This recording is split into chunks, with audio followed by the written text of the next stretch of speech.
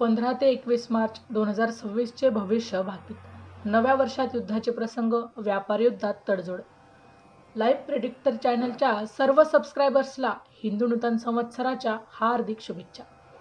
कलियुगाच्या एकूण 4,32,000 वर्षांपैकी 5,127 वर्ष पूर्ण झाली असून शालिवाहन शके 1948व्या पराभव नाव संवत्सराची सुरुवात 19 मार्चपासून होत आहे. नूतन संवत्सराचे नाव पराभव असल्यामुळे या वर्षात लोकांमध्ये वादविवाद, भांडणे वाढतील, युद्धाचे प्रसंग येतील, मोठ्या देशांबरोबरील व्यापार युद्धात तडजोड करावी लागणार आहे.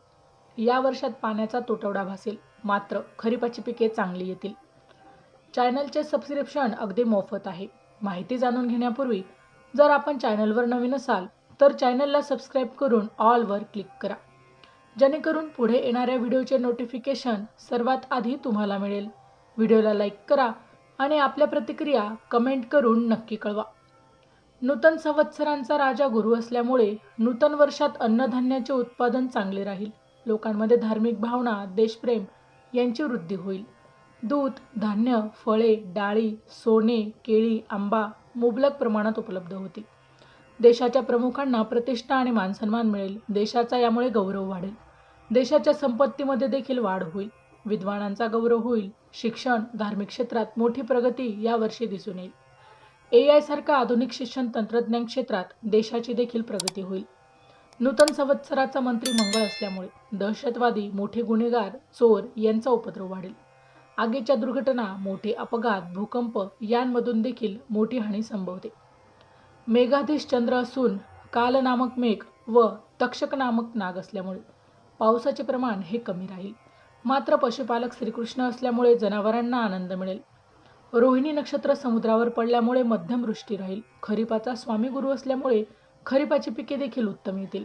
धान्य व फळे हे देखील मुबलक प्रमाणात मिळतील.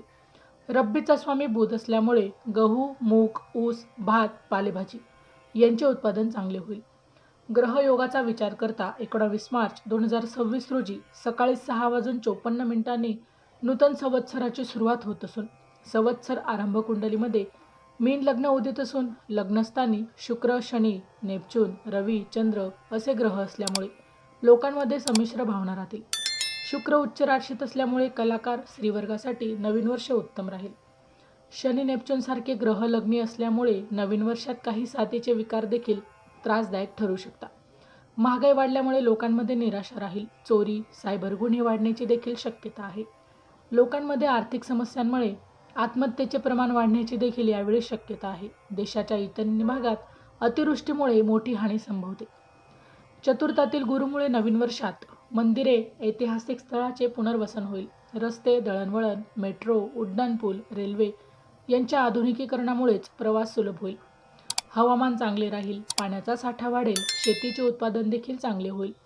बांधकाम व वाहन व्यवसायात देखील मोठी वाढ यावर्षी होईल. लोकांमध्ये धार्मिक वृत्ती वाढून यज्ञ कामे मोठ्या प्रमाणावर होतील. मात्र संवत्सर कुंडलीमध्ये व्ययस्थानी मंगळ, राहू व बुध असे ग्रहयोग असल्यामुळे नूतन वर्षात प्रमुख शहरे, महत्त्वाच्या इमारती, मंदिरे, महत्त्वाच्या व्यक्ती यांना दहशतवादी हल्ले, नक्षलवादी कारवाया, स्फोटक घटना यांचा धोका संभवतो. मुंबई, गुजरात या प्रदेशांना विशेष धोका संभवतो. याच योगामुळे पश्चिम किनारपट्टीवर वादळे, भूकंप, अतिवृष्टी यांमुळे मोठी हानी संभवते. या योगामुळे शेजारील राष्ट्रांकडून छुपे युद्ध किंवा घुसखोरी, दहशतवाद्यांमार्फत स्फोटक घटना घडवण्याचे देखील यावेळी प्रयत्न होतील. शत्रू राष्ट्राशी दोन करण्याची वेळ येईल. मोठे गुन्हेगार, दहशतवादी पकडले जातील किंवा ठार मारले जातील. नवीन वर्षात मागील वर्षाच्या तुलनेने शेअर मार्केटची कामगिरी खराब राहील. पोलीस, लष्कर यांचे अपघात, घातपाताच्या घटना देखील यावेळी संभवतात. लहान मुलांसाठी नवीन वर्ष हे प्रतिकूल राहील. माहिती आवडली असेल तर अवश्य शेअर करा. अशाच प्रकारचे भविष्य भाकीत विषयक माहिती मिळवण्यासाठी आमच्या लाईव्ह प्रेडिक्टर या यूट्यूब चॅनलला अवश्य सबस्क्राईब करा. पुन्हा भेटू पुढच्या भागात. तोपर्यंत श्री स्वामी समर्थ.